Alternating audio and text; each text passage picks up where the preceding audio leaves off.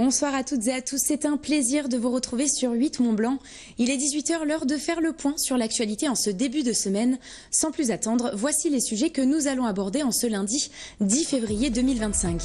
Ce vendredi à Chambéry, les joueurs d'Aix-Maurienne Savoie Basket ont brillé en signant une victoire précieuse face aux Sharks d'Antibes. Un succès qui permet au club savoyard de repartir sur une bonne dynamique après une série de défaites, nous le verrons. Et puis nous clôturons cette édition avec un focus sur la maison forte de Haute-Tour, une bâtisse savoyarde du XIIIe siècle qui a fait l'objet d'un chantier de plusieurs mois pour mettre en place une nouvelle scénographie dédiée à l'histoire des guides de haute montagne. Mais avant de développer ces titres, on revient sur les chiffres de la sécurité en Haute-Savoie pour l'année 2024. Le bilan départemental est tombé ce jeudi et la plupart des indicateurs sont en hausse. Dans les grandes lignes, les atteintes aux biens ont augmenté de presque 2% par rapport à l'année 2023, malgré la baisse des cambriolages de logements. Une augmentation proche de 3% a également été observée concernant les atteintes aux personnes. Les forces de sécurité ont enregistré plus de 3600 coups et blessures volontaires. Autre chiffre marquant de l'année 2024, la hausse de plus de 17% du trafic de stupéfiants. Une augmentation expliquée en grande partie par l'engagement et la forte présence des forces de l'ordre. Et pour tenter d'inverser cette tendance à la hausse, les autorités comptent faire pression sur les consommateurs. Nous écoutons à ce propos Lynn Bonnet, procureur de la République d'Annecy, et Yves Le Breton, préfet de la Haute-Savoie. Ils répondent aux questions de Kezia Poudou. On a longtemps traité les consommateurs par des amendes forfaitaires délictuelles qui ont un côté totalement déresponsabilisant et notamment dans un département comme la Haute-Savoie où le niveau de vie est extrêmement élevé.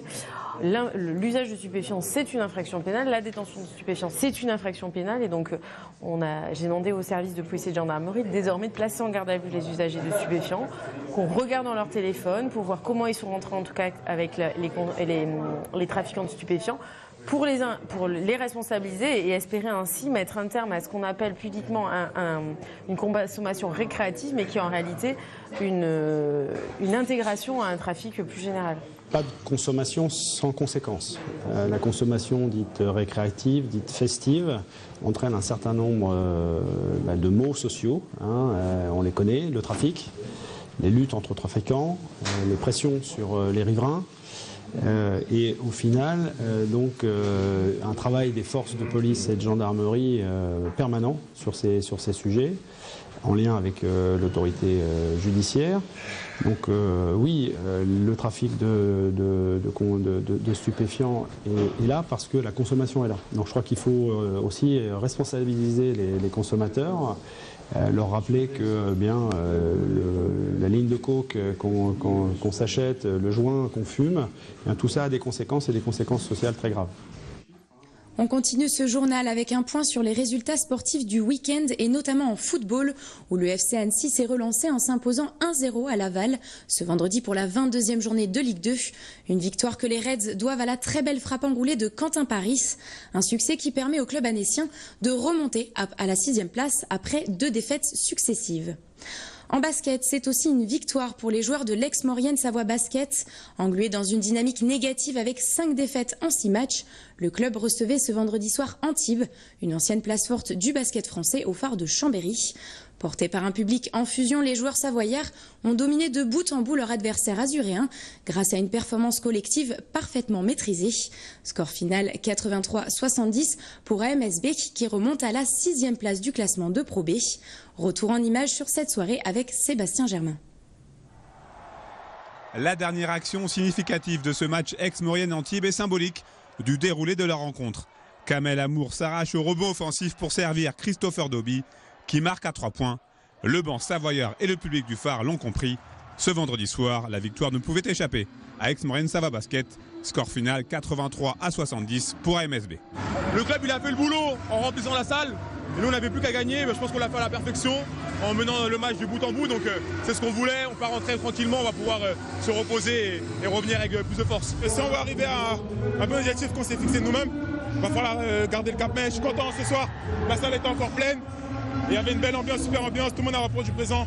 Vous voyez le score, tout le monde a participé, donc ça très bien. 2 heures plus tôt, l'heure était à la concentration la plus totale pour les basketteurs savoyards. empêtré dans une mauvaise série de 5 défaites en 6 matchs. Mais très rapidement, tous les signaux sont au vert et montrent qu'Aix-Maurienne est dans un bon jour ce vendredi. Très agressif en défense et plutôt adroit en attaque, les Noirs et Rouges créent un premier écart conséquent de +8 après 5 minutes. Dans le second quart-temps, la physionomie ne change pas. Aix-Maurienne fait le spectacle et la course en tête. En face, Antibes n'y arrive pas. Score à la pause 46-34 pour les locaux.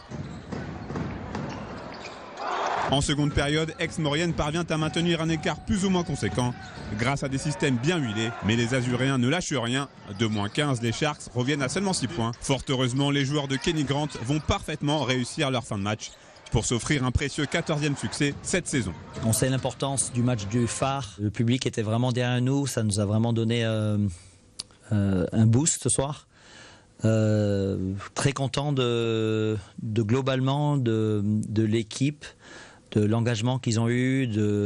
Ils étaient vraiment les uns derrière les autres. Antibes, c'est une équipe de qualité. On savait qu'ils allaient revenir un peu. Mais ils sont revenus, mais ils nous ont jamais inquiétés. On avait toujours le contrôle sur le match. Après, on a su remettre les paniers à la fin. Et après, on a contrôlé le match. Enfin, j'ai trouvé une belle équipe dans le team, mais on était plus fort aujourd'hui. Place désormais à une trêve bien méritée pour Aix-Maurienne Savoie Basket, qui ne rejouera pas avant le 28 février, et un déplacement à Évreux. Dans le reste de l'actualité sportive, la station aux Savoyards de Châtel a accueilli ce week-end les mondiaux de snowbike. Une compétition où la France s'est largement illustrée sur les 2 épreuves programmées ce samedi. Sur le Super G, les tricolores ont récolté pas moins de 5 médailles sur les 6 possibles. Chez les hommes, c'est un triplé avec la victoire de Vincent Tupin devant Pierre Thévenard et Cédric Gracia. Côté femmes, pas de titre mais 2 médailles, l'argent pour Vicky Clavel et le bronze pour Zoé Fayolle, âgée seulement de 17 ans. Concernant le dual slalom, à l'issue des 2 runs et 13 portes à franchir, Léo Grisel l'a emporté face à Pierre Thévenard.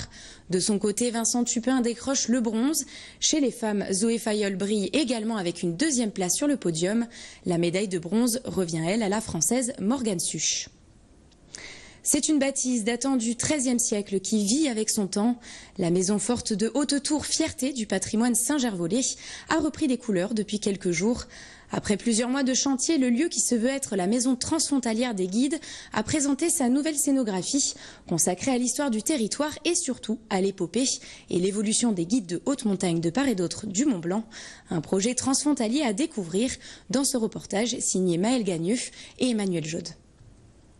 Derrière ces murs imposants, c'est un véritable voyage dans le temps qui est proposé aux visiteurs. Au sein de la maison forte de Haute-Tour de Saint-Gervais, c'est en effet toute l'histoire du lien entre les hommes et la montagne qui reprend vie. Une nouvelle scénographie qui redonne un sens certain à l'édifice, vieux de plus de 800 ans et qui accueille aujourd'hui la maison transfrontalière des guides. Une exposition permanente qui relate notamment l'évolution des pratiques aussi historiques que contemporaines. Selon moi, c'est vraiment important de faire connaître aux personnes qui viennent à Courmayeur, à Saint-Gervais, ce que c'est l'histoire avant tout de nos paysans et de nos guides et même chercher de raconter qu'est-ce que c'est le futur. Parce que les guides, c'est aussi le présent et le futur de nos montagnes. Un lieu dans lequel s'additionnent donc les visions françaises et valdôtaines d'un métier, celui de guide et haute montagne, mais aussi les évolutions du milieu montagnard. Au pied du point culminant des Alpes, on retrouve ainsi dans un même lieu les gravures, les cartes, mais aussi le matériel nécessaire aux alpinistes dans leur quête des sommets. Autant d'artefacts qui s'inscrivent dans une suite logique après la première grande restauration de l'édifice, il y a 13 ans déjà. La première scénographie dans la maison forte de Haute-Tour, en 2012, elle était consacrée à l'ascension du Mont Blanc. Comment on faisait le Mont Blanc et avec des vidéos, avec plein d'histoires à raconter. Eh bien aujourd'hui, on est plus généraliste et on s'intéresse aux guides du Val-Montjoie, de la compagnie des guides Saint-Gervais-les-Contamines.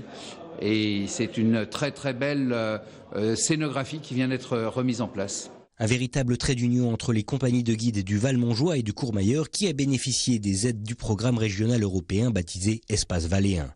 D'un coût de 200 000 €, cette nouvelle scénographie illustre notamment le rapprochement logique entre les deux entités et leur histoire partagée de part et d'autre du Mont-Blanc. Cette maison forte, elle a été restaurée grâce à un projet international entre l'Italie et la France par le biais de fonds européens. Les deux municipalités se sont mis d'accord.